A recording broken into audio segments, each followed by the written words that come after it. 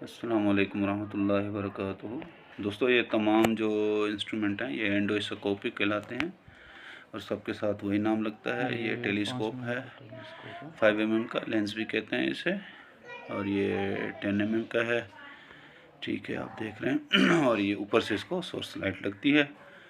ठीक है, और अब ये हम आपको दिखा रहे हैं ग्रेस्पर है। ठीक है, ये होल्डिंग ग्रेस्पर इसको कहते हैं, और ये होल्ड करने के लिए भी होता है, डिसेक्शन में भी यूज़ होता है। इसके साथ आप देख लें, नेक्स्ट हम आपको दिखा रहे हैं,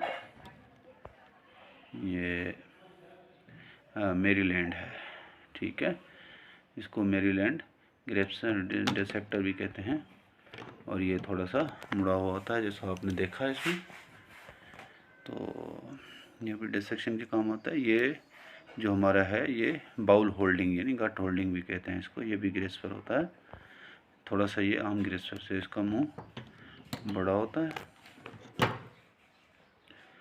और उसके साथ ये जनाब आप देख लें, ये सीज़र है, और इससे ये कटिंग और डिसेक्शन का काम भी किया जा सकता है। और इन सब के साथ जो है वो लग जाती है सिंगल लीड बायोपोलर। और ये सेक्शन है, इरिगेशन सेक्शन, ये एंडोस्कोपिक सेक्शन है। ठीक है, तो इसके साथ इरिगेशन भी लगाई जा सकती है और साथ में सेक्शन भी की जा सकती है।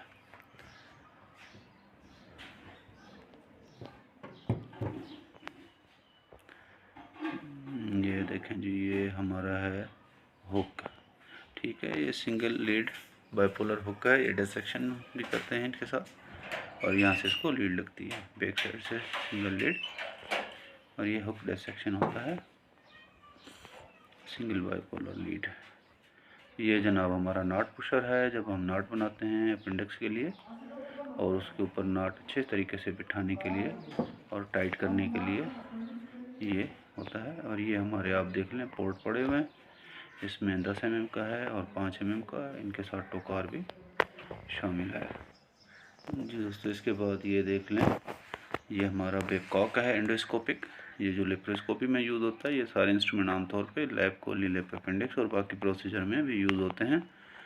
और ये आप इसकी ओपनिंग से, और ये हमारा लीगा क्लिप है, जो क्लिप एप्लीकेटर, जो हम सिस्टिक डक्ट को जो है वो लगाकर उसके बाद उसे हम CBD से अलग कर देते हैं, गॉल ब्लैडर और उसको।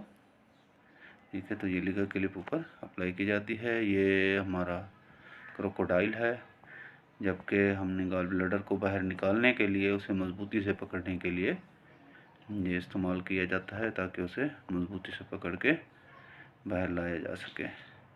और ये जनाब हमारी एस्पिरेशन नीडल है, जब हमारा गॉल ब्लैडर के अंदर बहुत ज़्यादा फ्लूइड भरा होता है तो उसे निकालने के लिए हम इसे प्रेक करके इसे एस्पिरेशन करते हैं। ये जनाब है हमारा गॉल ब्लैडर एक्सट्रैक्टर।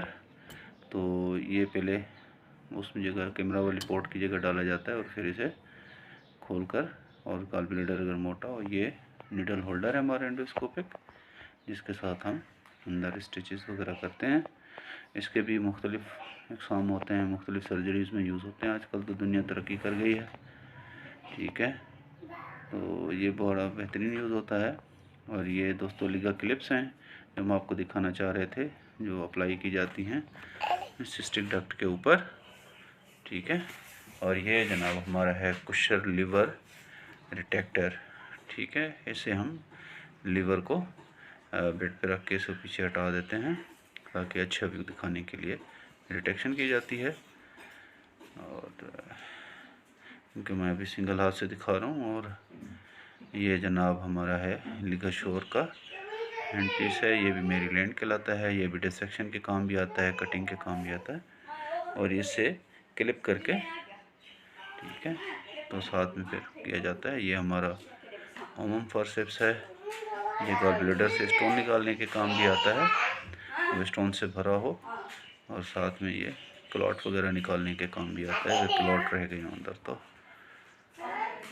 और इसके साथ ये हमारा डिस्जॉर्डन है, जिसे आमतौर पे लोग स्टोन होल्डिंग भी कहते हैं, لیکن اصل نام اس کا ڈسجارڈن ہوتا ہے. اس سے بھی اسٹونز وغیرہ پکڑ کے، اور یہ مختلف اینگلز کے ہوتے ہیں. ہم صرف آپ کو یہ رائٹ اینگل والے دکھا رہے ہیں. یہ اسپیچولا ہے، یہ بھی ڈیسیکٹنگ ہک ہے کہلایا جاتا ہے اسے.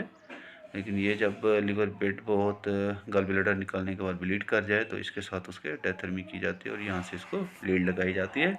یہ بھی سنگل لیڈ ہے. ٹھیک ہے، تھینک یو فار واچنگ.